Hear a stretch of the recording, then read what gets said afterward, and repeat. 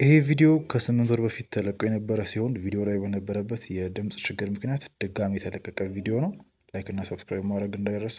ይመቻችሁ። ሰላም እንዴት ናችሁ? ዛሬ የምንገኘው በቦሌ ሚሊኒየም ነው። እዚህ የተገኘንበት ምክንያት የአርቲስት ነብዩ እንድሪስ የክላፐርስ ጸጉር ቤቱ ዛሬ ኦፕኒንግ ሴሬሞኒ አለ። እዛም ላይ ተገኝተን የሚኖሩትን ኢቨንቶች እንዲሁም እሱንም በግላሽ ካገኘነው ስለ ጸጉር ቤቱም ስለ ፊልም ሜኪንጉም አጠራጣሪ ያሉ ጥያቄዎችን እንጠይቀዋለን። ቪዲዮ ከተመቻችሁ ቀጣይም ሰባቸው ቪዲዮዎች ስለሚመቻችሁ ሰብስክራይብ ማድረጋችሁ እንዳትረሱ። ወደ ቪዲዮ እዚህ ጋር እንግዲህ ቀጥታ እየገባን ነበር። ያው እንደነገርኳችሁ ቦሌ ሚሊኒየም ፊት ለፊት ነው አዲሱ ጸጉር ቤት።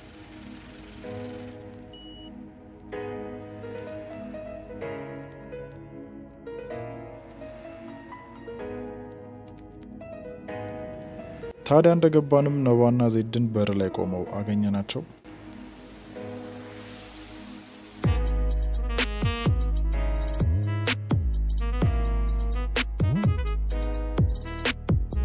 እነሱንም ሰላም ካልን በኋላ ቀጥታ ወደ ምሳ ነበር ሄድ ነው። ያው ሆዳም እንዳትሉ።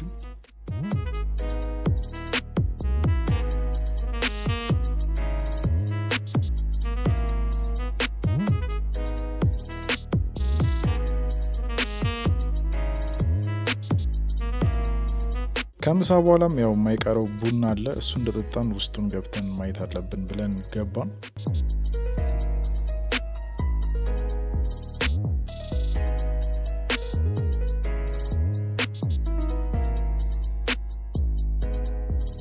ታዲያ በር ላይም ሃኒን አግኝተን እሷንም እንደዚሁ ሰላም አልናት። ለመጀመሪያ የነበረ ሳገኛት እሷን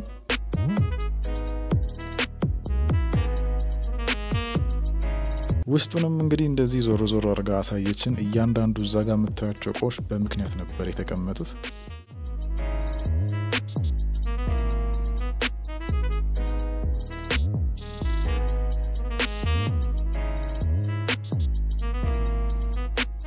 እዚህ ጋር እንግዲህ በጣም ብዙ ነገር ነበር ያወራነው። ነገር ግን በተፈጠረው የኔ ማይክ በደንብ አለመቅዳትና ውስጥም በነበረው አለመሰማማት በስትክክል ድምጹን መውሰድ አልቻልንም ነበር። ምናልባት እንግዲህ ነባን ከዚህ በኋላ በድጋሚ የማግኘት እድሉ ካለኝ በነፃነት ተጠይቀዋለሁ። ለዚህኛው ድምጽ ችግር ግን በጣም ይቅርታ እንጠይቃለን። ታዲያ በስተመጨረሻም እንግዲህ እንደጨረሰን ፎቶ ተነሳን። እዛው ማይኪን አገኘነው፣ ከሱም ጋር ተነሳው።